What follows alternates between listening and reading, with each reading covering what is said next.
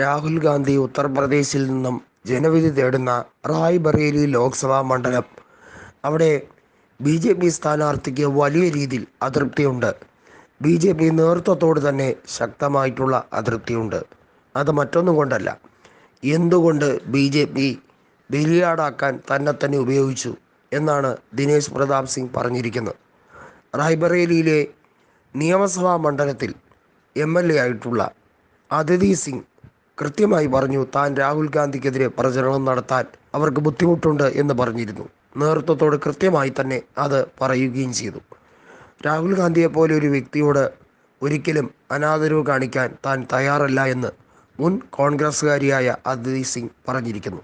നമുക്കറിയാം, 2022 നിയമസഭാ തെരഞ്ഞെടുപ്പിലാണ് കോൺഗ്രസ് ബന്ധം ഉപേക്ഷിച്ചുകൊണ്ട് അദിതി സിംഗ് റായ്ബറേലിയിൽ BJP ടിക്കറ്റിൽ മത്സരിച്ചതും അവർ 50,000-ലേറെ വോട്ടുകൾക്ക് ജയിച്ചതും. എന്നാൽ അദിതി സിംഗ് കൃത്യമായി പറയുന്നു, തന്നെ പിന്തുണച്ചവരിൽ കോൺഗ്രസ്സിലെ ഏറിയ പങ്കും ഉണ്ട്. അതുകൊണ്ട് തന്നെ BJPയോട് കൃത്യമായി തന്നെ പറഞ്ഞിട്ടുണ്ട്, റായ്ബറേലിയിൽ BJP സ്ഥാനാർത്ഥിക്ക് പ്രചരണം നടത്താൻ താൻ ആളല്ല. പ്രത്യേകിച്ചും ഗാന്ധി കുടുംബത്തിനെതിരെ കൃത്യമായിട്ടുള്ള രാഷ്ട്രീയ നീക്കം ഒന്നും തന്നെ നടത്താൻ താൻ ആളല്ല എന്ന് അദിതി സിംഗ് വ്യക്തമാക്കി പറഞ്ഞിരിക്കുന്നു. അതുപോലെ തന്നെ സമാജ്വാദി നേതാവായിട്ടുള്ള മനോജ് പാണ്ഡെയും കൃത്യമായി പറഞ്ഞിട്ടുണ്ട്, റായ്ബറേലിയിൽ കോൺഗ്രസിൻ്റെ വിജയം അനിവാര്യമാണ്.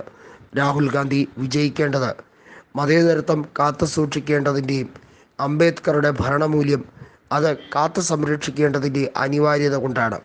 ഇന്ത്യൻ ഭരണഘടനയെ തന്നെ അട്ടിമറിക്കണം എന്ന് പറഞ്ഞ് ദീക്ഷയെടുത്ത് നടക്കുന്ന BJPക്കാർക്ക് ശക്തമായ മറുപടി കൊടുക്കേണ്ടത് ഇന്ത്യൻ ജനാധിപത്യത്തിൻ്റെ ആവശ്യകതയായി മാറിക്കഴിഞ്ഞിരിക്കുന്നു.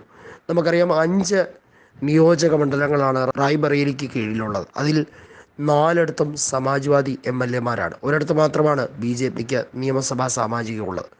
സമാജ്വാദി കുറി അതിശക്തമായ വാശിയിൽ തന്നെയാണ്. കോൺഗ്രസ്സിന് കൊടുത്ത സീറ്റുകളിൽ എല്ലായിടത്തും ജയിപ്പിച്ചേ അടങ്ങൂ എന്ന രീതിയിൽ. തങ്ങൾക്ക് സീറ്റുകൾ അധികം കിട്ടിയില്ലെങ്കിൽ പോലും കോൺഗ്രസ് ഈ രാജ്യത്ത് തിരിച്ചു വരേണ്ടതിൻ്റെ അനിവാര്യത എന്താണെന്ന് സമാജ്വാദി പാർട്ടി നേതാവ് അഖിലേഷ് യാദവ് പറഞ്ഞു.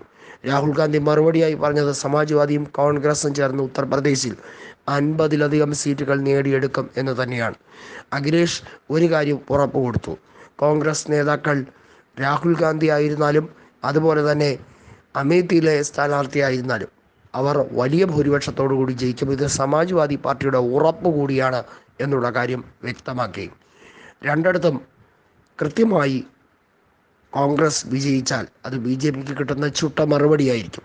BJPക്ക് ഇത്തവണ ഭൂരിപക്ഷം തികയ്ക്കാനാകില്ല എന്നുള്ളത് നിങ്ങൾ ഉറപ്പായും മനസ്സിലാക്കൂ എന്നാണ് അഖിലേഷ് യാദവ് പറഞ്ഞിരിക്കുന്നത്. നമുക്കറിയാം, ഉത്തർപ്രദേശിലൂടെ 2ാം ഭാരത് ജോഡോ ന്യായയാത്ര കടന്നുപോയപ്പോൾ ഏറ്റവും കൂടുതൽ പിന്തുണച്ച നേതാവ് അഖിലേഷ് യാദവും സമാജ്വാദി പാർട്ടിയുമാണ്.